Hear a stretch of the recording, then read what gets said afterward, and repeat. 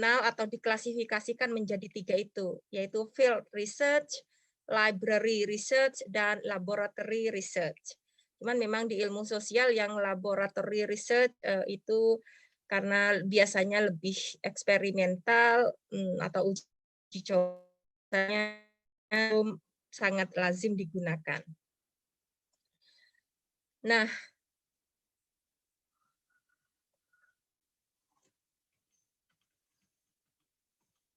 kemudian yang teman-teman harus pahami juga adalah tentang beberapa konsep dasar penelitian.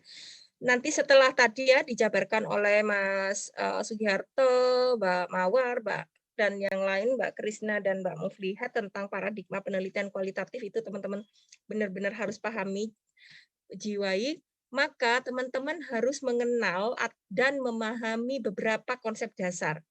Yang pertama adalah teori. Sering kali kita itu kalau ditanya, kamu teorinya pakai apa? Teorinya gimana?"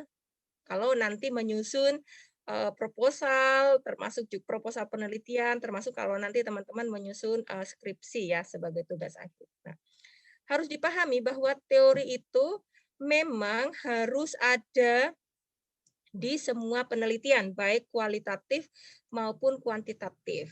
Kenapa? Karena penelitian ilmiah adalah selalu berdasarkan pada teori.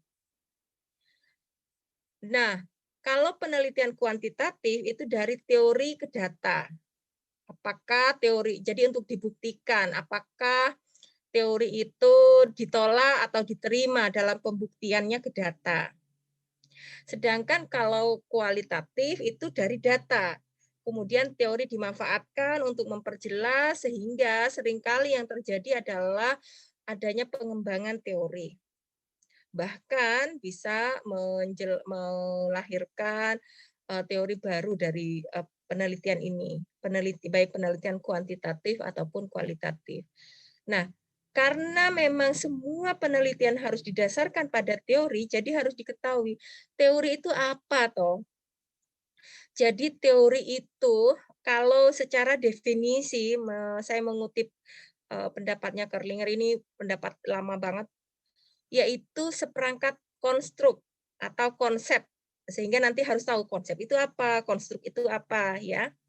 Definisi dan proposisi yang mengemukakan tentang suatu pandangan sistematis terhadap fenomena dan relasinya antar berbagai variabel untuk menjelaskan dan meramalkan fenomena tersebut.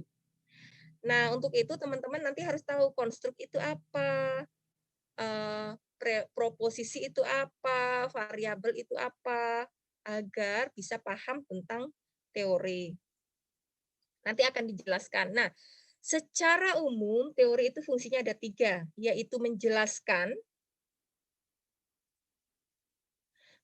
suatu fenomena, kemudian meramalkan suatu fenomena, dan yang ketiga adalah fungsi kontrol atau pengendalian suatu fenomena.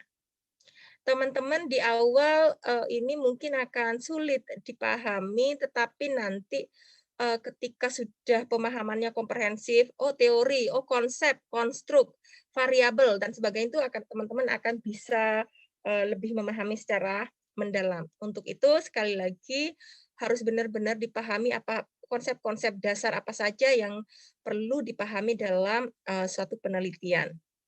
Yang kedua adalah konsep. Seperti tadi saya sampaikan untuk memahami teori, maka teman-teman harus tahu konsep dan konstruk. Konsep itu adalah hal yang, digunakan untuk menggambarkan suatu fenomena. Ada yang, bisa dijelaskan dari hasil pengamatan dan juga mudah terukur. Kemudian misalnya, ketika teman-teman bilang mobil, bisa nggak menjelaskan konsepnya mobil itu bagaimana? Mobil adalah suatu alat transportasi yang menggunakan, yang menggunakan alat, minyak bahan pembakar minyak baik baik bensin ataupun solar dengan minimal beroda 3, kan ada ya bemo, beca itu masuk bemo itu masuk mobil atau bukan ya? Mobil itu roda 4 ya kalau mobil? Beroda 4, minimal beroda 4, eee dan bisa digunakan sebagai moda transportasi misalnya.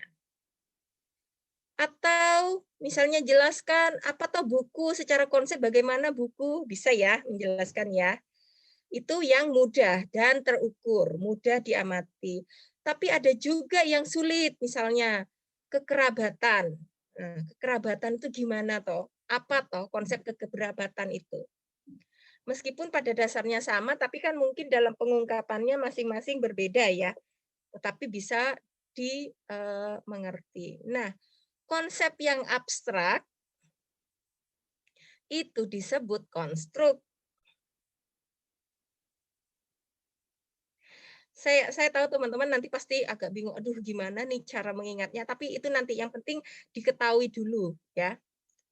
Nah, konsep itu berfungsi sebagai jembatan antara teori dan realitas atau teori dan fakta. Jadi secara umum konsep itu adalah penjelasan atau abstraksi tentang suatu fenomena berdasarkan sejumlah karakteristik dari peristiwa, kondisi sosial, ataupun individu tertentu. Sekarang mungkin baru diketahui dulu, teman-teman belum memahami atau merasuk tentang ini, tetapi nanti akan bisa bisa kalau ketika sudah memahami secara utuh konsep dasar, nanti akan bisa menemukan, oh ini teori, oh ini konsep, oh ini konstruk. Nah, variabel, sering kali ditanya, variabel penelitianmu apa? Nah, variabel penelitian itu adalah karakteristik atau atribut dari suatu objek yang memiliki nilai, punya variasi nilai. Variabel itu ada di penelitian kualitatif dan juga kuantitatif. Contoh dari variabel karena variabel itu adalah atribut atau karakteristik yang punya variasi nilai, misalnya berat badan. Mengapa berat badan itu disebut suatu variabel? Karena kan berat badan setiap orang itu bervariasi. Punya variasi nilai. Atau motivasi misalnya, motivasi kerja. Itu juga merupakan suatu variabel. Mengapa? Karena motivasi kerja itu punya nilai yang bervariasi. Ada misalnya variasinya motivasi kerja tinggi, sedang, rendah, misalnya. Atau motivasi kerjanya dominan, tidak dominan, baik, tidak baik, dan sebagainya. Tapi punya variasi nilai. Nah, bagaimana bisa menentukan suatu variabel? Variabel itu bisa ditentukan merupakan turunan dari teori dan juga konsep. Oleh karena itu, agar kita bisa menemukan variabel atau menyusun variabel, maka perlu landasan teori. Tanpa punya landasan teori, maka kita tidak bisa menentukan variabel penelitian. Nah, jenis-jenis variabel itu banyak, teman-teman. Ada yang disebut variabel minimal, teman-teman harus paham tentang 2 variabel. Itu wajib hukumnya, yaitu variabel independen dan variabel dependen. Variabel bebas dan variabel terikat. Apa variabel bebas? Variabel bebas itu adalah yang mempengaruhi atau menjadi sebab suatu perubahan.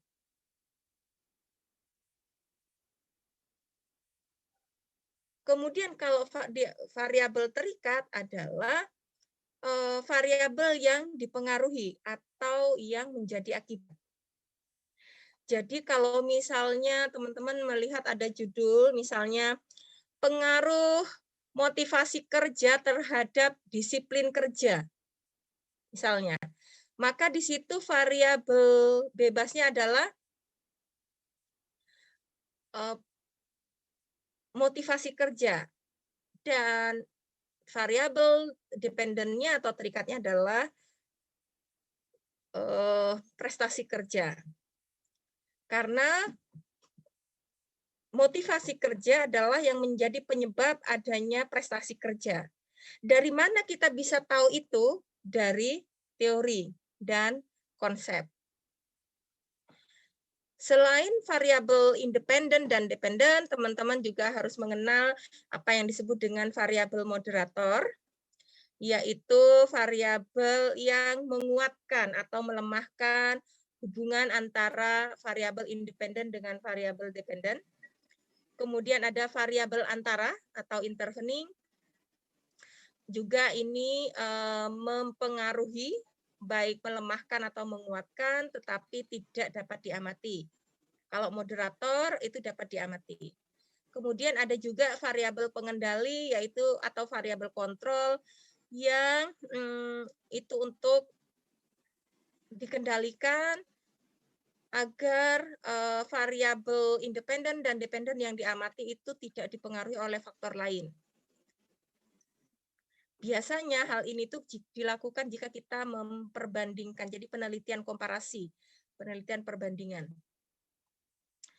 Selain variabel, teman-teman juga harus tahu tentang hipotesis. Kalau hipotesis pasti semua sudah mengenal ya. Hipotesis itu berasal dari kata hypo and thesis, jadi merupakan rumusan pernyataan dalam kalimat yang jelas dan padat tentang hubungan antara dua variabel yang dapat diamati. Kemudian baik penelitian kuantitatif dan kualitatif itu menggunakan hipotesis. Tetapi hipotesis ini paling lebih lazim digunakan untuk kuantitatif. Kalau untuk kualitatif itu seringkali disebut sebagai asumsi atau asumsi atau apa dah lagi kalau di kualitatif, asumsi atau perkiraan teoritis. Nah, memang tetapi kalau di kualitatif itu tidak untuk diuji. Itu untuk hipotesis. Jadi hipotesis itu memang selalu ada dalam penelitian. Seringkali disebut juga sebagai statement penelitian di kualitatif. Hipotesis itu paling lazim digunakan di kuantitatif karena itu merupakan suatu dugaan yang menyatakan hubungan antar dua variabel. Kemudian ada dikenal dengan, kalau di kuantitatif itu dikenal ada hipotesis nol atau hipotesis nihil dan hipotesis alternatif atau hipotesis kerja. Biasanya ditulis HA, H1 atau H0 atau HO. Nah, hipotesis nol itu jika tidak ada hubungan antara dua variabel tersebut. Antar variabel, baik dua variabel ataupun lebih. Atau tidak ada perbedaan antara kelompok satu dengan kelompok lain. Sedangkan kalau hipotesis alternatif menyatakan adanya adanya hubungan. Yang perlu digarisbawahi adalah mana dari hipotesis tersebut yang oleh teman-teman dipilih sebagai hipotesis penelitian. Biasanya yang dipilih sebagai sebagai hipotesis penelitian adalah yang sudah diduga terbukti. Misalnya secara teoritis, karena kan kuantitatif itu kan membuktikan teori. Jadi misalnya, secara teoritis bahwa motivasi kerja itu berpengaruh terhadap prestasi kerja. Atau mahasiswa rajin berpengaruh terhadap tingginya IPK misalnya. Nah, maka berdasarkan teori tersebut, maka itu dipilih alternatif hipotesis penelitiannya. Apakah hipotesis nol ataukah hipotesis alternatif atau hipotesis kerja. Jadi itu sangat ditentukan oleh landasan teori. Apakah mengarah ke adanya hubungan atau malah mengarah ke tidak.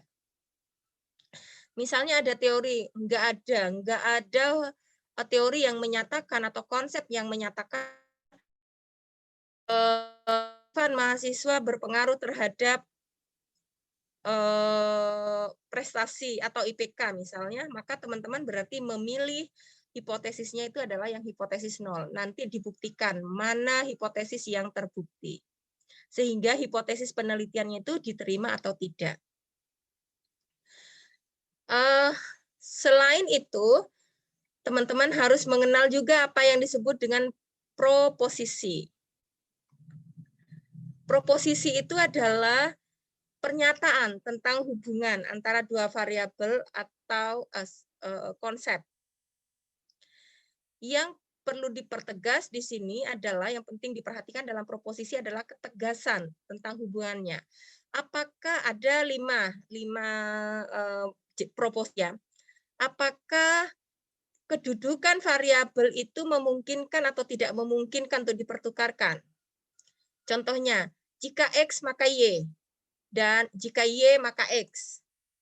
Itu jika dia bisa dipertukarkan. Atau jika X maka Y, karena itu jika tidak Y maka tidak X. Karena itu jika tidak Y maka X. Itu artinya posisi variabelnya tidak bisa dipertukarkan.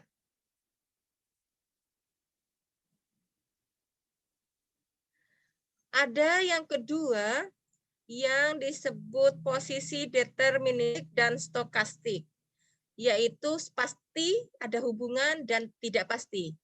Misalnya, jika X maka pasti selalu Y. Kalau yang stokastik, jika X maka mungkin Y, mungkin saja bukan Y. Ada yang proposisi itu koekstensif dan sekuensial. Apakah bisa hubungannya itu bisa tegas dinyatakan sekarang atau nanti? Misalnya, jika X maka dengan sendirinya adalah Y. Itu koekstensif. Tetapi kalau sekuensial, jika X maka nantinya akan Y. Yang keempat adalah kontingensi dan sufisiensi. Perlu syarat atau tidak perlu syarat. Contohnya, jika X maka Y jika Z.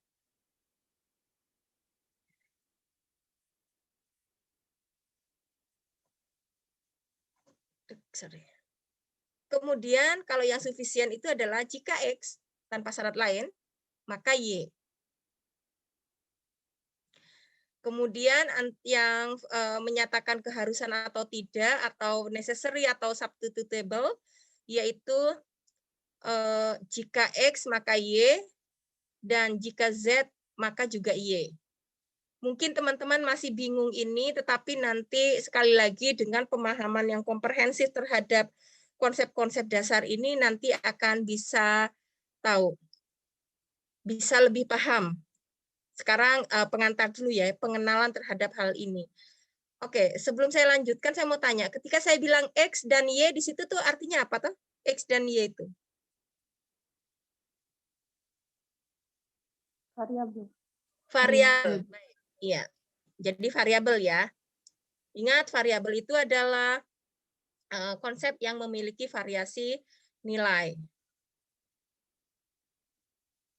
Oke, saya lanjutkan. Nah, selain itu, teman-teman, dalam konsep dasar juga harus mengenal apa yang disebut dengan definisi operasional. Ini juga harus dikenal. Definisi operasional itu biasanya dalam kuantitatif, karena variabel-variabel yang ditentukan tadi, variabel-variabel yang ditentukan berdasarkan teori dan konsep tadi harus benar diterjemahkan, dipahami apa yang dimaksudkan dengan itu. Sehingga peneliti benar-benar pasti bahwa yang dimaksudkan adalah seperti yang didefinisikan dalam definisi operasional, dan pembaca siapapun itu bisa mengerti apa yang dimaksudkan. Definisi operasional itu akan bisa menentukan bagaimana cara mengukur variabel, indikatornya apa saja, dan skala yang digunakan apa. Nah, semua itu harus teman-teman pahami dalam konteks penelitian, baik kuantitatif dan kualitatif. Oleh karena itu, sekali lagi, semua yang dipelajari kemarin tentang paradigma penelitian yang tadi juga sudah dipresentasikan oleh perwakilan temanmu, dan saya yakin masing-masing sudah punya catatan tentang itu, cuman karena waktu memang saya pilih 3 saja, tapi teman-teman harusnya memahami itu. Dan konsep dasar penelitian tadi harus dipahami. Begitu ya. Saya sambil lihat chat-nya si siapa. Sedang melakukan penelitian dengan subjek yang sama. Oke. Yes. Saya tulis dulu si siapa itu Haki. Baik, teman-teman, sebelum saya lanjutkan ada pertanyaan? Saya tahu masih belum paham banget, belum mengerti, tapi paling tidak teman-teman punya gambaran bahwa dalam memahami suatu proses penelitian, konteks penelitian teman-teman harus tahu apa itu teori, bagaimana konsep, bagaimana apa saja variabel, bagaimana hipotesis, bagaimana definisi operasional, bagaimana preposisi. Mengenal itu, dan itu nanti akan semakin dipahami ketika nanti kita mempraktekkan atau satu persatu dikupas lebih lanjut atau dibahas lebih lanjut. Ada pertanyaan? Ada, Bu. Ya, silakan. Siapa? Vivi Bella, Bu. Ya, silakan sebentar. Silakan pertanyaannya, Mbak. Iya, tadi kan dijelaskan tentang fungsi teori itu ada 3, sebagai 1 yang eksplanasi, 2 yang prediksi, 3 yang kontrol. Terus yang kontrol itu bagaimana Ibu penjelasannya? Yang apa? Yang apa, Pak? Fungsi teori sebagai kontrol, itu kontrol yang seperti apa dalam penelitian? Ya, baik. Saya langsung jawab ya. Jadi teori sebagai fungsi kontrol bahwa dalam suatu penelitian itu kita harus tidak lepas, maksudnya tetap harus ada berlandaskan teori. Jadi seperti tadi di awal juga disampaikan bahwa semua penelitian ilmiah itu harus berlandaskan pada teori.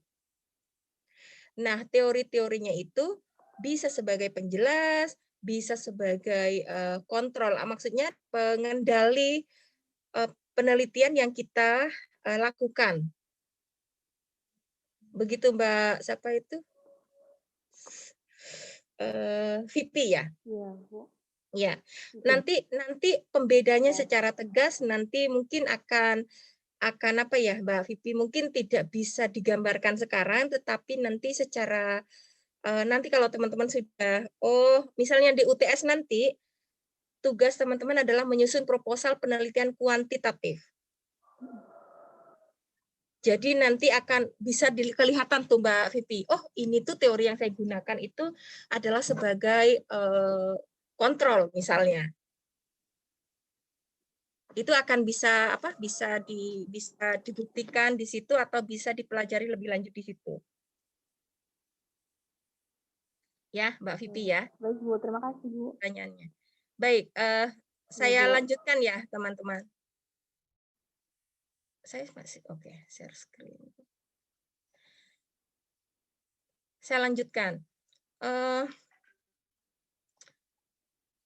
Karena tadi teman-teman sudah mempelajari tentang paradigma, perbedaannya bagaimana, yang nanti dipertajam dengan konsep-konsep dasar itu, saya tahu masih akan banyak apa ya, mengambang dan sebagainya, saya tahu. Nah, sekarang kita mulai dulu khusus untuk penelitian kuantitatif, ya. Jadi sejenak lupakan dulu kualitatif ya, kita akan fokus ke kuantitatif, oke?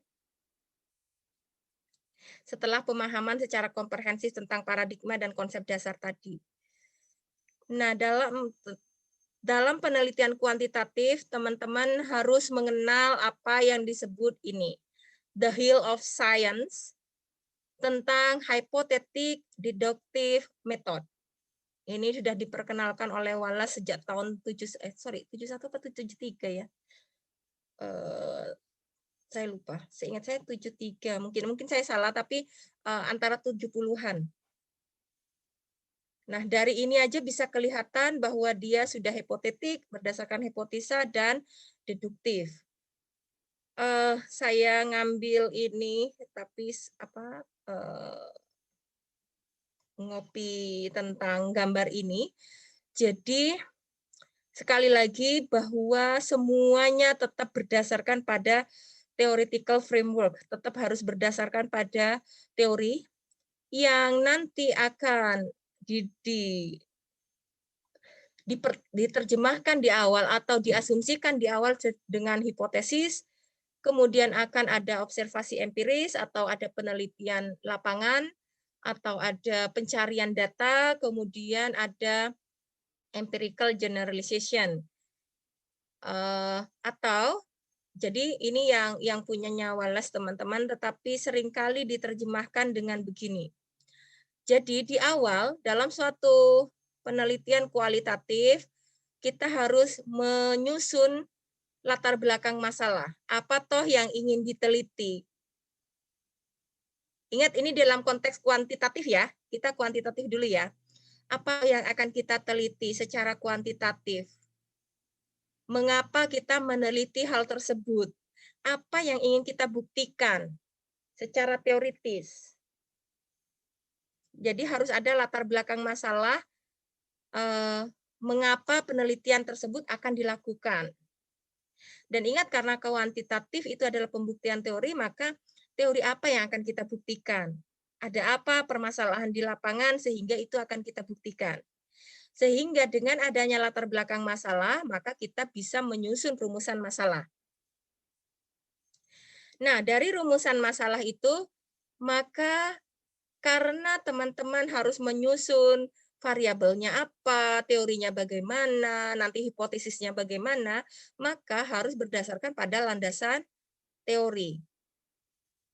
Dengan adanya landasan teori, maka akan bisa merumuskan hipotesis. Nah, kalau sudah merumuskan hipotesis kan berarti sudah memunculkan dugaan-dugaan atas teori-teori yang ingin dibuktikan berdasarkan rumusan masalah yang disusun dari latar belakang masalah tadi. Setelah merumuskan hipotesis, maka yang dilakukan adalah pengumpulan data. Setelah data dikumpulkan, maka dianalisis.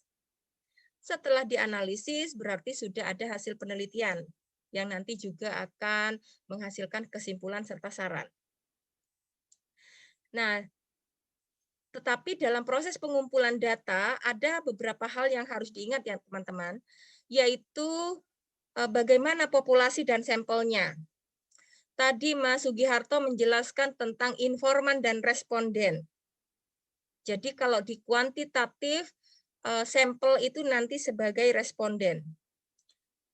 Bisa juga kalau merupakan penelitian jenuh atau tidak melibatkan sampel, yaitu melibatkan populasi saja, maka populasinya itu juga menjadi responden kalau di kuantitatif. Dan dalam mengumpulkan data, selain tahu kepada siapa data itu akan diambil, maka juga harus punya alatnya atau instrumennya. Oleh karena itu harus dilakukan pengembangan instrumen. Dan karena ini kuantitatif, untuk menguji teori atau membuktikan teori, maka harus dilakukan pengujian terhadap instrumennya itu. Atau kalau teman-teman kenal itu sebagai uji validitas dan reliabilitas. Itu yang harus dilakukan dalam melakukan penelitian kuantitatif. Ada juga yang menggambarkan dengan begini, rumusan masalah, kemudian landasan teori, kemudian hipotesis.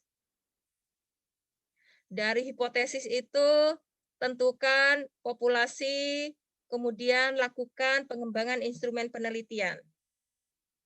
Setelah diketahui populasinya, tentukan sampel, lakukan pengumpulan data. Setelah pengembangan instrumen penelitiannya diuji. Baru kemudian hasil pengumpulan data itu dianalisis dan juga dari hasil analisis bisa menunjukkan hasil yang nantinya juga akan muncul kesimpulan dan saran. Nah, tanpa mengenali apa itu penelitian kuantitatif, apa perbedaannya dengan kualitatif, kemudian hal-hal apa saja yang harus diketahui atau konsep-konsep dalam penelitian seperti disampaikan tadi, kalau teman-teman tidak memahami ini maka tidak akan bisa mengikuti alur proses penelitian kuantitatif ini. Begitu teman-teman, ada pertanyaan atau hal yang ingin ditanggapi, silahkan.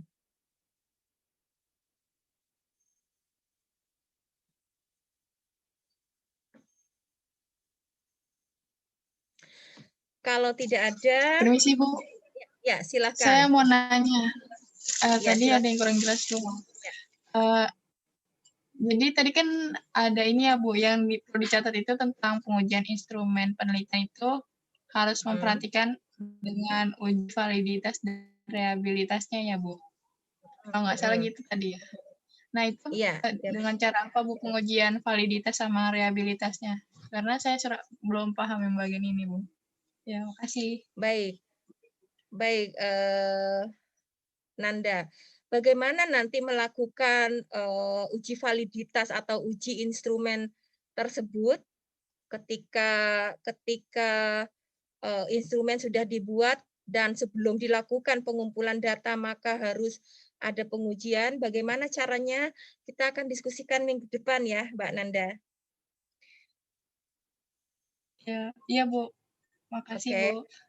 Jadi teman-teman, minggu depan itu kita akan mempelajari tentang instrumen penelitian, tentang populasi dan sampel, teknik pengumpulan data, dan instrumen penelitian, termasuk bagaimana instrumen tersebut diuji, baik validitas dan reliabilitasnya.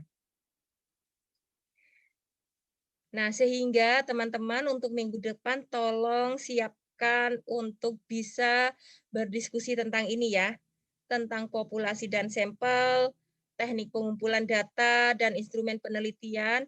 Dan ingat, ini dalam konteks penelitian kuantitatif. Kita belum bicara dulu tentang kualitatif ya, kita fokus dulu ke kuantitatif. Oke? Begitu ya, Mbak Nanda. Jadi minggu depan semoga ini teman-teman yang bisa menjawab pertanyaan Mbak Nanda. Karena minggu depan harus sudah menyiapkan materi atau mempelajarinya tentang apa itu populasi dan sampel, teknik pengumpulan data, dan instrumen penelitian. Yang tadi bahwa instrumen penelitian itu harus diuji. Mengapa teman-teman? Karena seperti yang saya sampaikan, teman-teman dari sekarang juga sudah harus menyiapkan untuk UTS. UTS-nya akan maunya individu atau kelompok untuk UTS ya?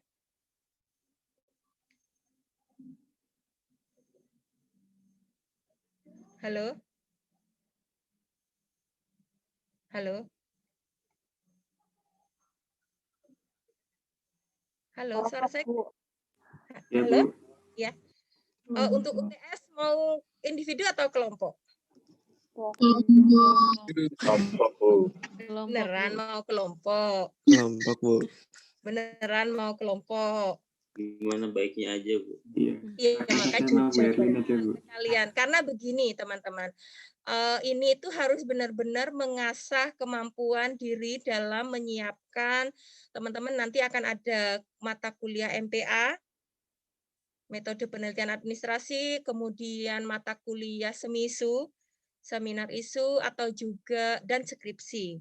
Jadi silahkan, nanti saya pikirkan ya bagaimana, saya tidak ingin memberatkan karena kalian banyak juga kelasnya, tetapi yang saya inginkan adalah teman-teman benar-benar paham. Jadi meskipun kelompok itu jangan hanya memasrahkan ke ketua kelompoknya, tetapi benar bisa paham apa yang disusun oleh kelompoknya, berpartisipasi dalam diskusinya. Nah, untuk UTS itu adalah nanti menyusun proposal penelitian kuantitatif. Ya, mungkin saya akan buat per kelompok, tetapi mungkin minggu depan saya pastikan, tapi paling tidak teman-teman sudah harus memahami itu semua ya.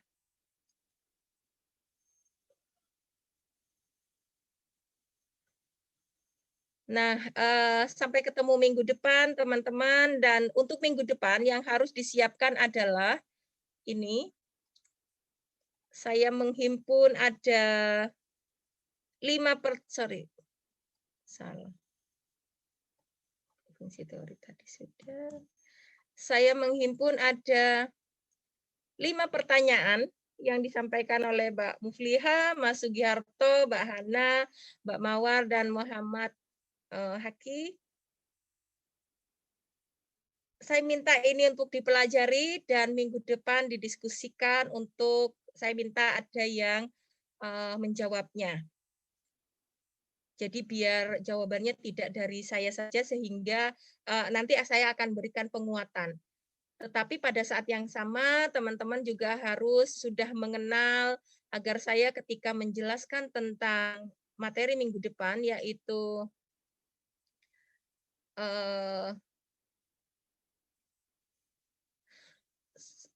populasi dan sampel, teknik pengumpulan data, serta instrumen penelitian itu juga sudah nyambung ya. Begitu teman-teman untuk kelas hari ini, nanti materi ini PowerPoint-nya saya kirim di WA Group ya. Biar bisa mengikuti semua, terutama yang sering terlempar dari Zoom karena sinyal atau mungkin belum terinstall dengan baik. Oke. Ada yang tidak sehat hari ini?